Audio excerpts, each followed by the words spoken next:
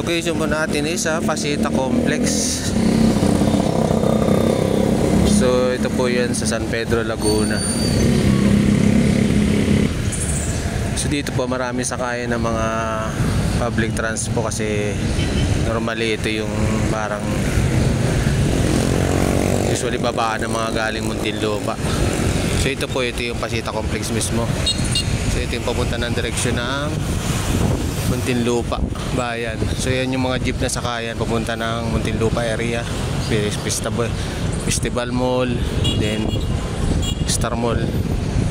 And then dito naman yung mga bus na yan na sa likod ng Panda sa may Pure Gold na yun, may mga bus dyan papunta ng LRT Buendia. And then merong bus terminal doon sa medical center na yun, De La Rosa. So papuntang LRT Buendia, Paseo de Rojas. And then sa terminal na yun may bus doon papuntang LRT Buendia. And then may van din po doon na papuntang Cubao area.